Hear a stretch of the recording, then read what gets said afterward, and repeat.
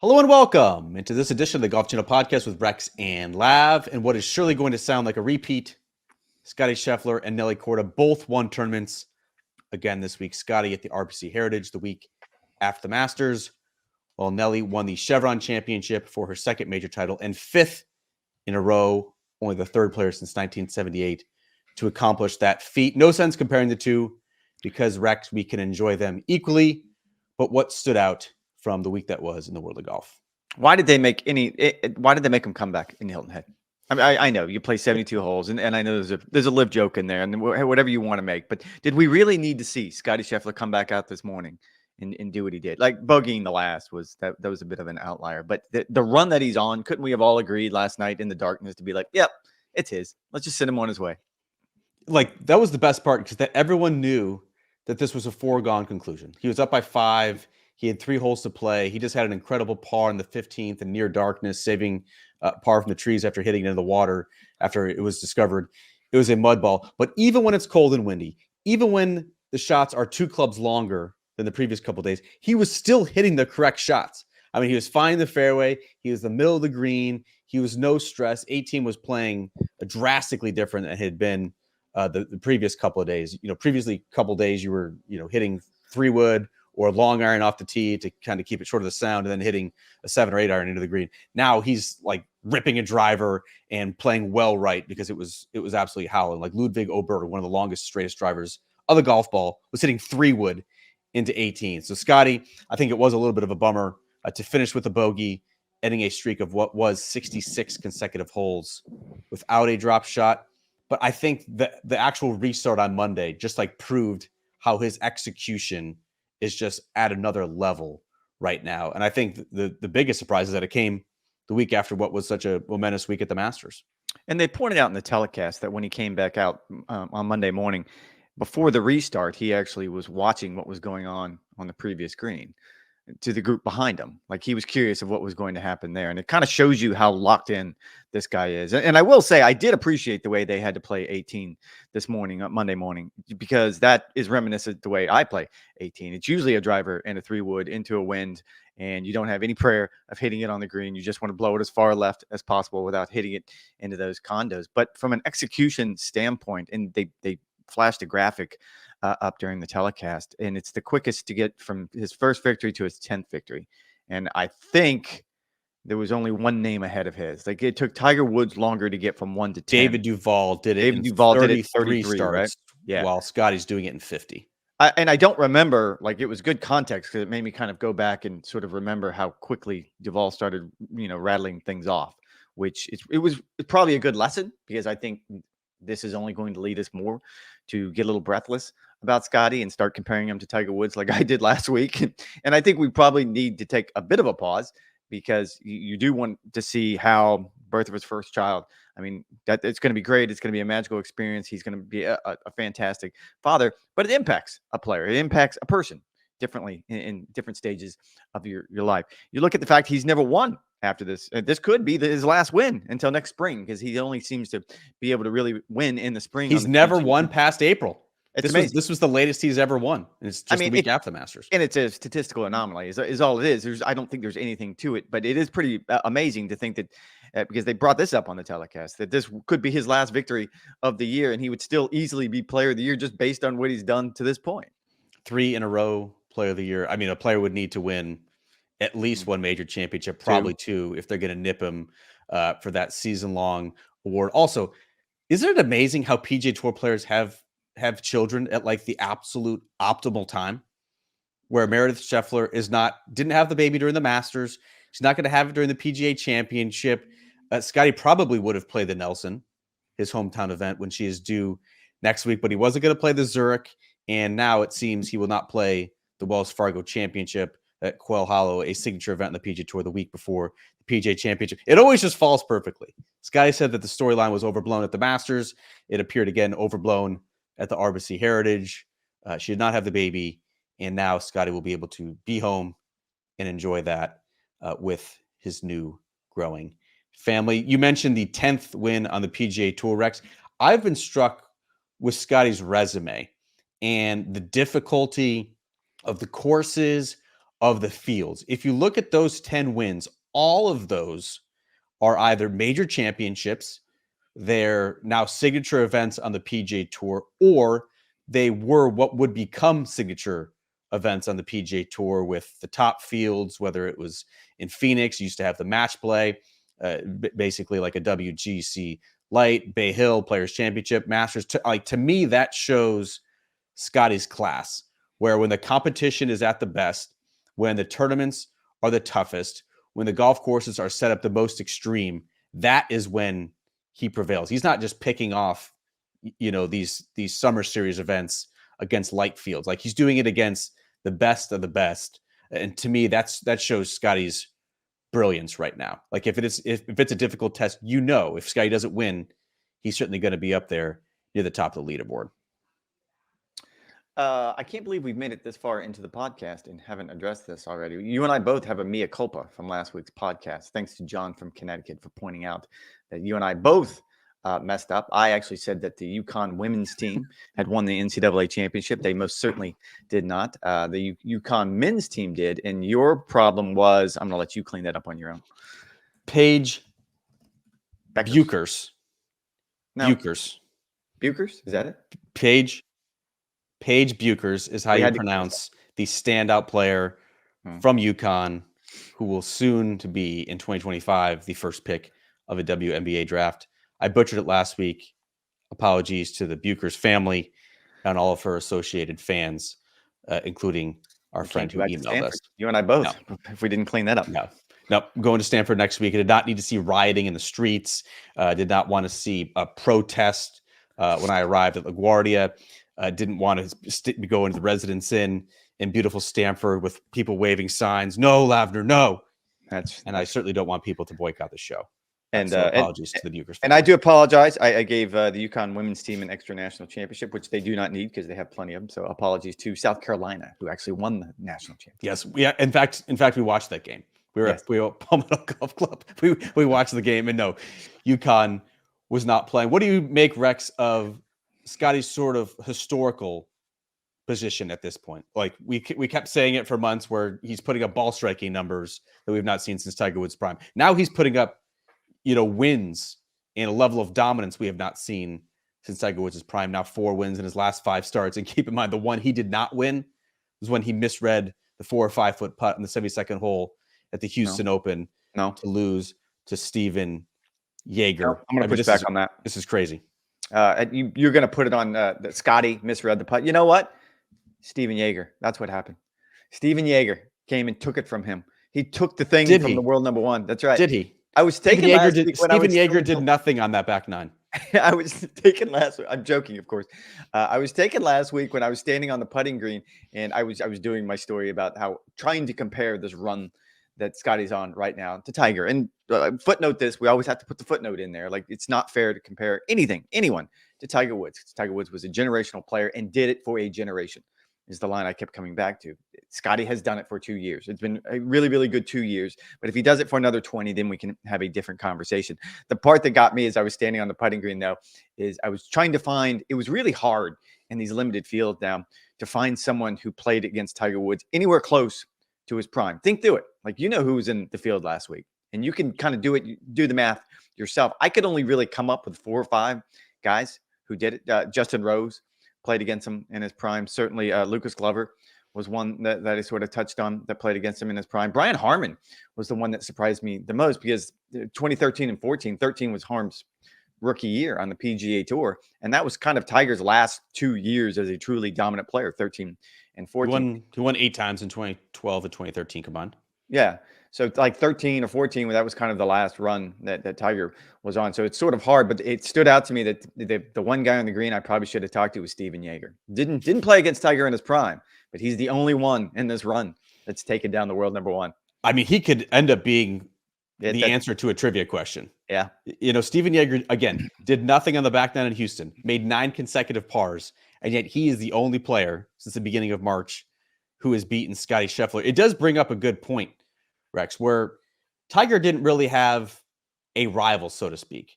To have a rival, there needs to be like a give and take. And certainly Phil Mickelson, Ernie Els, Retief Goosen, Vijay Singh, they all got their share during the Tiger Woods era, but I wouldn't say that he had a one-on-one rival.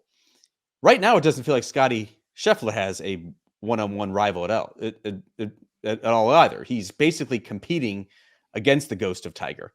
Tiger's ball striking stats, Tiger's run of dominance. He's basically just trying to equal or match or get close to what Tiger Woods was doing in the mid 2000s. To me, this run could be even more captivating to the golf world if Scottie Scheffler does get a rival or at least a consistent threat. I think we all hoped that Rory McIlroy would be that guy because Roy, has been sort of the central figure of everything that's gone on over the past couple of years. He has sort of this major competition with Brooks Koepka.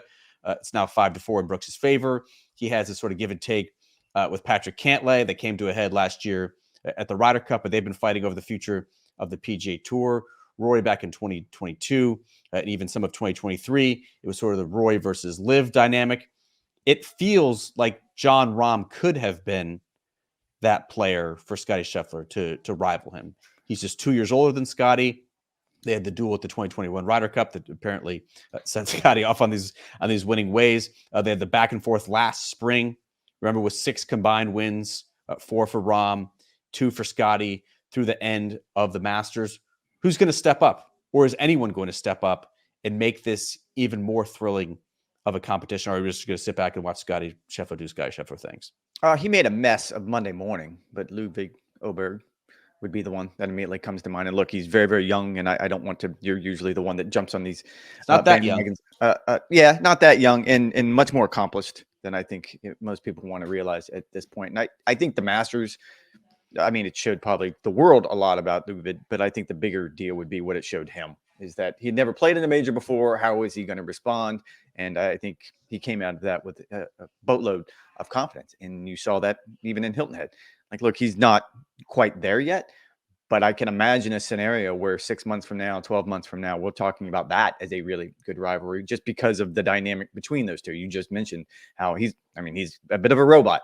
That one, there's no curve to his golf ball. He hits it. Do they have the personalities, though? I mean, don't you have to have a clash of personalities or conflict? I don't think we have a rivalry. We've addressed this. I mean, the tour is a Marvel movie without a villain is the line I used during the Masters, and I think that's not a bad thing necessarily. You have a lot of leading men, and I think when you on the same weekend you had Scottie Scheffler winning, you had Billy Horschel winning, you had Nelly Korda winning. Like all of those people are unbelievably good at golf. They're all just touched by the hand of God.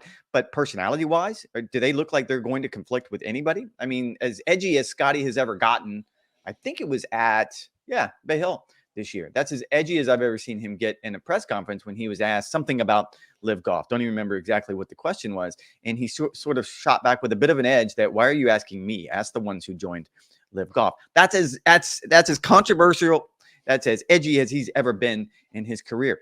We just don't, who, even if you had a player, like let's say it is going to be, I don't know, pick someone out of a hat that's not a live player yet. Is there a personality conflict there? Not a live player yet. Not a live player yet. Is there controversial there? No. If Brooks comes back, I can imagine that would be a pretty fun rivalry. If Jon Rahm comes back, I mean, those are all kind of big ifs. I mean, John was the obvious choice to me, who could have Brooks. I think the Netflix dynamic there, and some of it's manufactured and performative. But I think there's like an 8-year age gap between those two players. So I'm not so sure about that. That's why, like, I think Ludwig Oberg is a phenomenal player, and he's clearly going to win his fair share of golf tournaments, including major championships. But I think to have a full-blown rivalry, there needs to be some sort of conflict. Rory McIlroy is a very polarizing presence for not just PGA Tour players, but golf fans as well. And so that's why he's sort of filled this rivalry void and taken on various foes over the past couple of years. The player who I think actually has the best chance, you said, throw a name in the hat. I think it could be Wyndham Clark. Wyndham Clark, now into the top 5 in the world rankings. Take with the world rankings with a grain of salt at the moment. It's basically a PGA Tour ranking, but he at least has won a major championship over the past 10 months, just like Scottie Scheffler has done. He won Pebble Beach earlier this year, a signature event. He has 3 other top 3s now, including a couple runner-up finishes and then a top 3 this past week at the RBC Heritage and signature events to Scottie Scheffler, but he has a personality where he is unafraid of Scottie Scheffler. He relishes the chance and the challenge of going up against Scottie Scheffler. I'm not saying they're going to be a one-for-one rival, and that all of a sudden Wyndham Clark is going to put together a resume that looks like Tiger Woods' prime in terms of the level of dominance that we've now seen from Scottie Scheffler. But I do think that he can sort of be a perpetual thorn in Scottie's side, so to speak. Win a couple of signature events each year, challenge him in the major championships. He has all of the tools, does Wyndham Clark, to be that sort of player, whether it's length off the tee, whether it's sky-high approach play, whether it's being a very underrated putter, if not a bit inconsistent. But to me, Wyndham Clark is that guy, at least currently, who has the best chance to do so in 2024. I see what you're saying. Like, there's some tools there. I would counter and say you still don't have anything close to a personality conflict between those two. And you're not going to, again, I could give you all morning long. Wyndham's rubbed a couple people the wrong way. Not Scottie. Was sort of his confidence and his brashness. Like you really think Scottie cares one way or the other, how someone, comes across? Like, I just don't know that you're going to have that based on the cast of characters we have right now. So Grayson Murray has rubbed some people the wrong way. Like, he has said some things. We all know what was the exchange between Grayson and Rory McIlroy at the meeting last June Not rivals. in Canada. Not rivals. I mean, they're not. I mean, Grayson Murray's won on the PGA Tour. He's a fine player. He's not a rival of Rory. He's certainly not a rival of Scottie. I think that's what you run into. If it's not going to be a Brooks, or if it's not going to be, I don't even know if Jon Rahm qualifies in my mind, because certainly he has the tools to rival, and he showed it over the last year to be that number one, number two in the world, going back and forth kind of thing. But from a personality standpoint, it's not there. Throughout Tiger Woods' prime, Jon Rahm's personality is not conducive to having a polarizing relationship. I think there's a lot of mutual respect. There's a lot of mutual respect between those two. I mean, but I certainly think Jon Rahm can get under his skin. I think maybe this has more to do with Scottie than it does with anyone else, because I don't think anyone can at this point get under his skin. Not certainly the way he's playing right now from a competitive standpoint, but even a personality conflict. When Tiger Woods was at his best, golf was at its best when Phil was at his best, because you always had Tiger. He was the constant. But when Phil found a way to play some good golf and to challenge Tiger Woods, that's when you had the personality conflict. You were either a Tiger guy or a Phil guy. There was nothing in between. You really don't have that now. Like, how many times do you hear a golf fan say, Scottie's not my cup of tea? No one says that. No. Like, who would say that? No one. And my PGA Tour players absolutely love him. They don't talk just about the quality of his golf game, but how great of a human being. It was Max Homa last week gushing about he's a great player, he's a great person, and that makes me angry because I really wish I could hate him. That was Max's line last week. Like, I wish I could hate him. I wish I could have some animosity towards him, but it's just not there. I do think we can enjoy it on its own, and there's always this rush to compare him and sort of extrapolate what we're watching in real time. I wish we could just sit back and enjoy it. Like, Scottie Scheffler is a joy to watch in person. Again, I hear from my friends. I hear from golf fans on social media. We see the YouTube comments where they think Scottie Scheffler is boring. They think he's bland. They think he's just uninteresting. Again, if you have the opportunity, watch Scottie Scheffler in person, and I think you will have a greater appreciation for what we're actually watching. I think in 10 years we could be looking back and say, wow, the Scottie Scheffler era, we were part of it, and it was absolutely breathtaking. I think his brand of golf is entertaining. Like, if you just took all the personality stuff out of it and just watched him play the game, I mean, just his swing is unique in and of itself. You wouldn't particularly teach that kind of footwork. I had this conversation last week, and I might have brought it up on the podcast. The idea that someone said that right now your boy Oberg is the best ball striker on the tour. Oberg is the best ball striker on the tour right now. And these guys I was playing golf with, it was Andrew Bradley, our producer, and it was Colin Swatton, who works for XM Sirius Radio. He's a swing coach on tour. And I pushed back saying, no, statistically, Scottie Scheffler is the best ball striker on the PGA Tour right now. And it led to the sort of debate about the idea that Scottie Scheffler is the best golfer in the world right now. He knows how to play golf better than anyone else. But Colin Swatton's argument was, and I get where he's coming from just a purely, if you were just going to teach the golf swing, Ludwig is probably the one you're going to lean towards. You're not going to teach anybody. But you don't teach the golf swing. You teach them how to score. Teach them how to play golf. Yeah. Like Ludwig Oberg's swing is near flawless. Like, I don't know enough about the golf swing to say his swing is better than Adam Scott's Like, I don't know how Adam or Scott anyone ever else's. mishit a shot in his career based on that swing. I mean, you could sit there and break it down, and people who are much smarter and know much more about the golf swing than me have done it. I don't know how he ever missed a shot. I think Ludwig is in that exact same category. However, when you put them on the golf course and you bring in all the variables that make golf such the beautiful game that it is, that's when Scotty's at his best. Scottie does everything well. We had said for months, right, that if Scottie Scheffler just putts average, he's going to win by multiple shots. Well, at the RBC Heritage, he putted average. He was outside the top 30 in putting, and yet he won by 3 shots after the bogey on the 72nd hole. Just another level right now is Scottie Scheffler. Speaking of inevitable, try to say that 3 times fast. Well done. Nelly Korda, very similar situation, Rex, to Scottie at the Masters, where Nelly Korda is entering the Chevron Championship as the prohibitive favorite. She withstood a couple of challenges in the final round, and then she pulled away, like Scottie did, for her second major title. That's now 5 in a row on the LPGA. Only Annika Sorenstam in 2004 and 2005, and Nancy Lopez in 1978 have done this, winning 5 in a row. Nelly Korda is in the field this week in LA as she tries to hold the record for herself. What do you think of Nelly continuing to be in a class of her own on the women's tour? You did a really good story on NBC Sports .com/golf. Sorry, that doesn't come out as easy as it used to. A tough day yesterday.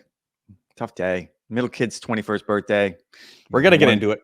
Don't you worry. Yeah, I'm not doing great this morning. I think it's hard to enjoy these things in the moment because you look at what she's accomplished. And I thought your story, and there was another story I thought on ESPN that did a really good job of pointing out that it was less than 2 years ago when she was dealing with some major health issues. Like, there is a compelling story here that I don't think the average golf fan has taken the time to learn to understand. And I would strongly suggest everyone does, because even though a little bit like Scottie Scheffler, in my mind, she can come off as a bit of a robot sometimes. And like, I think the best in the game probably should come off as a bit of a robot sometimes, because that's probably the way you should play the game. If everybody played the game like Jordan Spieth, yes, it would be wildly more entertaining, but no one would be able to go on these dominant runs, because since Jordan Spieth in 2015, that's kind of the beauty of his game. He bounces around a lot. You don't know what you're going to get. When it comes to Nelly or when it comes to Scottie Scheffler, they are such known commodities. But unlike Scottie Scheffler, I mean, there's a really compelling and interesting story that she was dealing with some very, very serious health stuff. It wasn't about golf less than 2 years ago. It was about, am I going to survive? How am I going to be able to live a normal life? So I think the middle of the run that she's in right now, at least in my mind, from a storytelling standpoint, is much more compelling than what Scottie's doing. Yeah, and look, Nelly Korda has been loath to discuss exactly what she was dealing with in 2022. What we do know is that she had a blood clot that required surgery that cost her a couple months during the 2022 season. In fact, she pushed back and actually separated with her swing coach, Jamie Mulligan, for a time period. Jamie Mulligan, a longtime coach to Patrick Cantlay, of course, told Golf Week's Beth Ann Nichols that, it was a pretty serious situation that happened, the 2022 Players Championship, where Nelly was doing some sort of event, and she felt like some numbness and some tingling, and her hands were turning color. And all of a sudden, Jamie Mulligan had to call Jay Monahan, who made some other calls, and all of a sudden, Nelly Korda was in the hospital and having surgery for what could be a pretty serious issue. She has not wanted to really discuss this at all. She did pull back the curtain, as you mentioned, though, on Sunday night after winning the Chevron, just saying how in 2021, Nelly Korda had a breakout year. She won 4 times. She won her first major championship, and then she had these setbacks. First in 2022 with the blood clot. She also had some back pain that cost her more than a month during 2023. But she had even said that doubt started to creep in. She started listening to some quote-unquote outside voices who were kind of wondering, would she ever be healthy again? Could she ever put it all together during a magical season? What would happen if she got fully healthy and put it all together? I think obviously now we know the answer. This is exactly what she is capable of doing over this stretch, over her past 5 tournaments, which is stretched since the end of January. She's won in a variety of different ways, even in a variety of different formats, winning in both stroke play and the match play event as well. She just seems, Rex, like such a spectacular player. She has the length. She has the precision with the irons. She's a good enough if not above average putter and chipper of the golf ball. And she does seem to be getting increasingly comfortable in her own skin. If you remove kind of the injury and health related stuff, which she clearly does not want to get into, I think there's this want for her, and we talked about on the podcast last week, to take women's game to new heights, to basically be the LPGA's Caitlin Clark, to be more visible, to stump for more coverage. Nelly said on Sunday night that it's sort of up to the TV partners to give the LPGA players a bigger stage. But it is clear that she's not doing so.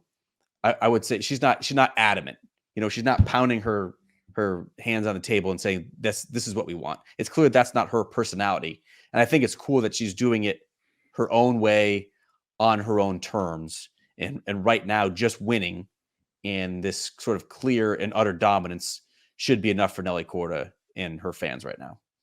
It should be enough. And again, this is kind of the conversation we had last week, and it's just going to carry on as long as these two keep doing what they're doing and dominating golf in a way. And it goes to the personality. Like in Caitlin Clark's situation, not only did she do amazing things on the basketball court and set records and just be wildly entertaining, she was also a personality. She is a personality. If you watch Saturday Night Live, you walked away with the idea that, oh, wow, she's really funny and self-deprecating, all the things that we like to see in our athletes. Oh, look at that, a Masters Cup. Where'd you get that? I don't know if it's in either one of their personality, though. To your point, I think both Scottie and Nelly are very private people. They don't particularly like they're not going to show up on Saturday Night Live. That's just not going to happen as the ultimate litmus test on this. And it kind of came up in a radio interview I did this weekend. And it's sort of the sports radio cliche, but is it better when the game has a dominant player versus just a collective group, which is what we kind of had in men's professional golf for the last few years? And the answer is not very easy for me because it depends on who that dominant player is. If it's Tiger Woods and he's doing generational things and he's bringing people to the game who aren't really associated with golf anymore, and even Tiger Woods at his best on the course was at his worst with the media, where he just didn't give us anything, he was still a very compelling figure just because of what he was able to do on the golf course. By comparison, if you have a player like Scottie or Nelly who are still doing wonderful things on the golf course, but neither one of them particularly want to be performative, which I can appreciate. Like, you are out here to compete. I'm out here to win and to play golf as well as I can. I don't need to stand up on stage and perform for you. This is what my performance is, what I do when I have a golf club in my hand. The opposite of that, and I've had conversations with folks from the TGL, from the golf league that's going to start, that's very much performative. Like, the idea being that you can't be that player with the blinders on if you're going to get on stage and do this for us. So it is a compelling, interesting conversation, because there's so very few people who are like, take Brooks, for example. When he was dominant, he was still entertaining because of how indifferent he was to everything else around him. Scottie doesn't have any of that. Nelly doesn't have any of that. Yeah, like I remember back in the mid 2000s when Lorena Ochoa kind of burst on the scene. And Lorena Ochoa, if you guys forgot, won 14 tournaments in 2006 and 2007 combined. That run, I remember as a golf fan, felt very energizing and very vibrant. And it felt like something special was happening, because I think in large part because of her personality. She was such a bubbly presence. She adored the cameras. She loved the fans. She was very open about her professional and even her personal goals. Like, she let us in as golf fans. And I think that's what helped drive her personality. And I think that's why everyone was so shook when she retired sort of abruptly after a 27-win career, which really came sort of hot and heavy. Nelly is not going to, I don't think, ever get to that point where she's going to let us in as fans. It is amazing how at the exact same time we have number one in the world Americans who are in their mid-20s, who are very similar personality-wise, who are very grounded, who are very family first. Nelly is extremely family first, with both her parents going to every single tournament. Obviously, her sister Jessica, who just had a baby, was a longtime stalwart on the LPGA as well. You think about Scottie and now having a baby, but his parents, his sisters are always sort of omnipresent at golf tournaments as well. I'm not saying it's good or bad, but it is remarkable how these players who talk about their bubble, who talk about being grounded, who talk about being humble, have now achieved sort of not unprecedented success, but success we haven't seen in 2 decades. And the parallels and the similarities are pretty striking. Well, and when you look, and I think it was in the ESPN.com story that I was reading about, and I guess Annika Sorenstam was on Golf Channel, and she was talking about this is what Nelly would be thinking. And I love the idea that Annika went straight back to the assassin. She went back to the cold-blooded competitive killer, where it was you don't pay attention to what you've done the last 5 weeks, like going to Los Angeles next week, trying to win for the 6th week in a row or 6th event in a row. Everything that happens behind you, that has nothing to do with anything going forward. And it shows a side of what it takes to be able to pull something like this off. Like, we so rarely see these types of runs, and it's because you have to be so cold-blooded. You have to just be the robot. You have to forget about, there is no celebrating. I mean, we kid about Scottie all the time, and he slipped into some sort of dive bar in Dallas and had one drink to celebrate the Masters. I'm like, well, what's the use? Like, just go home. But that's kind of what it takes. It takes that sort of singular mentality, and Nelly has it. And you're right. I mean, even though I think personality-wise they're different, I mean, I do think Scottie will be a little bit playful, and he'll crack the door a little bit if you give him an opportunity. I haven't seen that from Nelly, but certainly when it comes to, you're right, keeping the circle really, really small, keeping the focus very hyper-focused going forward, nothing behind. Yeah, they're the same creatures. Sincere apologies, as it is Monday morning, 9:30 a.m. when we were doing this podcast, and the long guy has just busted out the blower. He's doing so on our front patio. So I'll try to make this brief as I kick it to you. We talk so much about what they, Scottie Scheffler and Nelly Korda, are doing now. How about Rex, what could be? And 15-year-old Miles Russell, a Jacksonville Beach native, just tied for 20th at the Korn Ferry Tour event in Florida. That was enough to earn another start this week on the KFT. As someone who just celebrated his son's 21st birthday by drinking around the world at Epcot, we'll certainly get into exact breakdown of what was consumed. What are your thoughts on what this kid is accomplishing at such a young age? When you look across the board in this, this kid, you call him the 15-year-old, is probably the best example, where it just seems like younger golfers are better prepared, bigger, stronger, faster than they ever were in the past. Because if you'd have told me this 20 years ago, and I think Ty Tryon probably would be the comp going back all of those years, I mean, he was special. That was generational, what Ty was doing. And I remember having the big, long conversation about, well, he's going to go straight from high school to the PGA Tour. And everyone was just clutching pearls because it was going to ruin the game. That we can't have this. We can't have players going straight from high school to the PGA Tour because they're not equipped, either from a personality standpoint or from a competitive standpoint or from a physical standpoint. My argument then, and it kind of came to pass, is we're not going to run into this. Like, this isn't going to happen very often.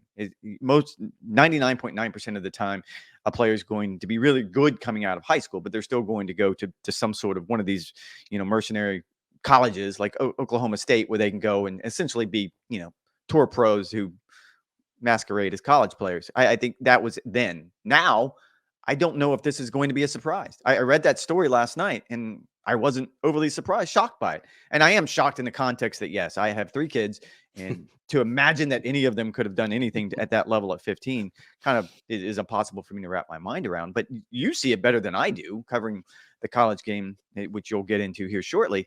They're just better prepared. I mean, as much as we wanted to look at Ludwig and say, no, he's not prepared for the professional ranks. No, coming out of Texas Tech. No, he's not prepared for the Ryder Cup. No, he's not prepared for his first major. Of course he is. Well, like, why wouldn't he be? They have access to all the things that a modern tour pro has. So why wouldn't they be prepared? This is going to be a very fascinating case study, in my opinion, because Miles Russell is clearly an incredible and a precocious talent who, by all accounts, I've got a friend who knows the family quite well, like a very grounded kid at age 15. Knock life. But you look at his accomplishments, where he was the AJGA Player of the Year, breaking Tiger Woods' age record in the process. He's already won the Junior Players, which is an AJGA Invitational. He's already won the Junior PGA by 7 shots. Like, as someone who grew up in the Ty Tryon era, I'm always a little hesitant to see stories like this. But the other part of me, as you mentioned, is I'm not really surprised. Like, I covered Justin Thomas making the cut at the Wyndham Championship. I covered Jordan Spieth making the cut as a 16-year-old at the 2010 Nelson. We were both at the Masters when Guantan Long made the cut, which is still an amazing accomplishment. I don't think we talk about this enough. 14-year-old Guantan Long, who was in the Masters field by virtue of winning the Asia Pacific Amateur Championship, made the cut at the Masters at the age of 14. Has not panned out at all, but that is still the definition of precocious. Like I'm not surprised in that sense because we've seen it. And players today have access to better technology, they have better training, they have better advanced statistics that can help optimize their games. And I think Miles Russell is so young now that we have time to see how this is all going to play out. Even if he does eschew college, like he can't join the tour, the PGA Tour, until he's 18 years old. So like he's only going to get bigger, he's only get faster, he's only going to get stronger. In theory, he would only get better. On the other side of the coin, though, Rex, as you mentioned, there is definitely a growing trend among the best players to stay in school longer. With the opportunities that have arisen through PGA Tour University, sort of incentivizing players to stay through at least their junior year, and in some cases even their senior year, to get PGA Tour status. Gordon Sargent literally just did it. He's the #1 ranked amateur in the world. Traditionally, those players, whether it was JT, whether it was Spieth, whether it was Ricky, they're leaving after 3 semesters, after 2 years, after 3 years, if they really wanted to get some additional seasoning. You're not seeing that now. You're seeing more fully formed individuals playing on the PGA Tour. And for proof, all you need to do is look at the top 10 players in the world ranking. Scottie Scheffler, 4-year player.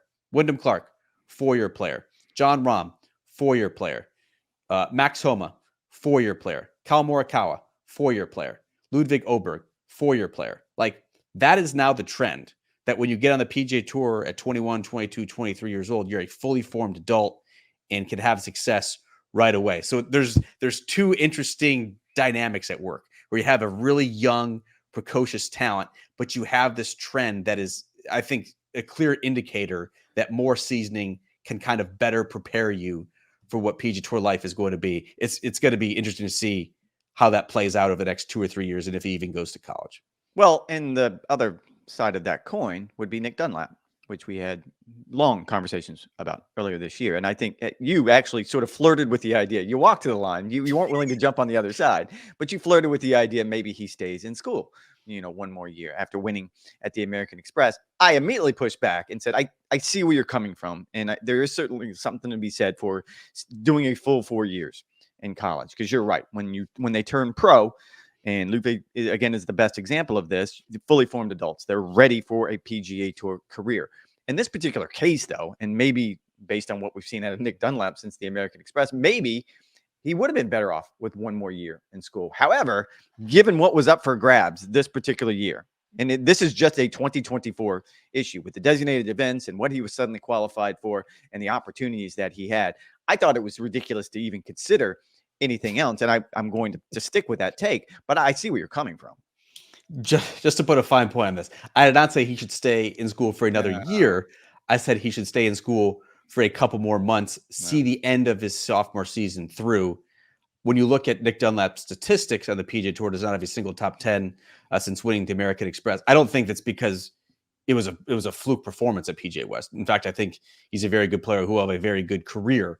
It's just so much happening so quickly that he was ill prepared to make the jump at this time, when a couple more months to get settled would, I think, have behooved him. Again, I understand the different dynamics. I understand that he had to jump at that point to maximize his profitability, to maximize his status, to give himself the best runway to have success in the PGA Tour. But I don't think it's any surprise at this point that he has not done all that well on the PGA Tour.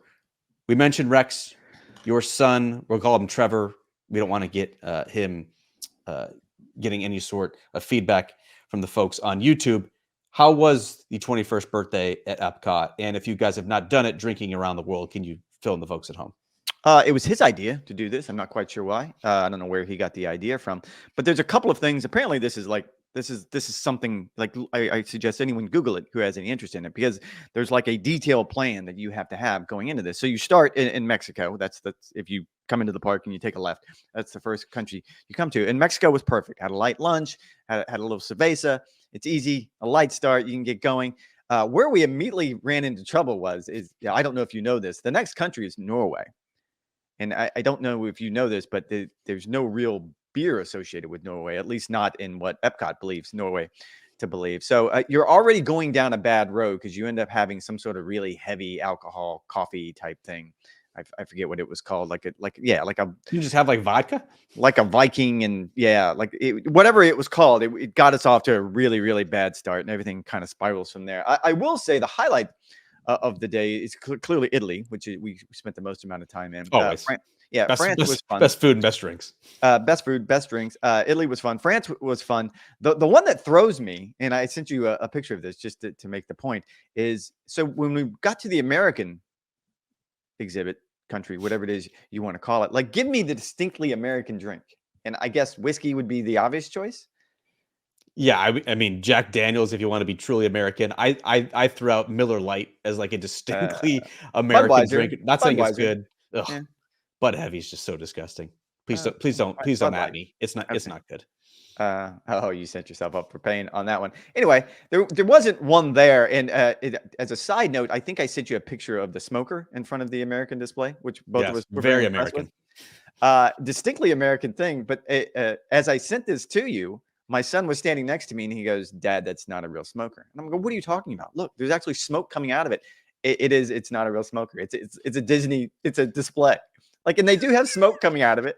And there's like stains on the side of it. And I'm like, oh, no, you can see the smoke coming out of it. And then I realized that they're not doing anything. Like that's Disney. And that's what happens after you do like 6 to 7 drinks. Is all of a sudden you start imagining smokers dead. That's absolutely not true. So it is like 10 stops. Is it not? I believe it's 11 stops. If my wife's post on Facebook was correct last night, it's 11 stops. And by the time we got to the last one, you called it. Like that last Labatt's Blue, I think I did it right. Labatt's Blue. Yeah. That did not go down well. That's a tough way to end the day. That's a tough scene. You're really choking it down. And trust me, I love beer as much as anyone. But the Labatt's Blue at the end of a very long day, it's typically very hot whenever you drink around the world. At Epcot, like it just sits very heavy, particularly on that Uber ride back home. We're recording this podcast at 9:45 a.m. Trevor has not yet been seen after his trip around the world, although you look bright-eyed and bushy-tailed. Kudos. Yeah, I feel like I actually went around the world, not just at Epcot, but I feel like I walked around the world yesterday. That's what I feel like. Magellan Hoggard. Yeah, you can start calling him that from now on. That is going to do it for this edition of the Golf Channel podcast with Rex and Lav. We'll be back in about 48 hours for a preview podcast of a pretty busy week in the world of golf, whether it's the Zurich Classic, Live Adelaide. I'm sure you've seen all the promotional material for that one, as well as Nelly Korda's bid for a record-setting 6 in a row. So again, be back on Wednesday, 48 hours from now, for a preview podcast. In the meantime, you guys know the drill, NBCSports.com/golf for the latest news, updates, features, and column from the world of golf. Thanks as always for listening. Thanks for the support. We'll talk to you guys in a couple of days.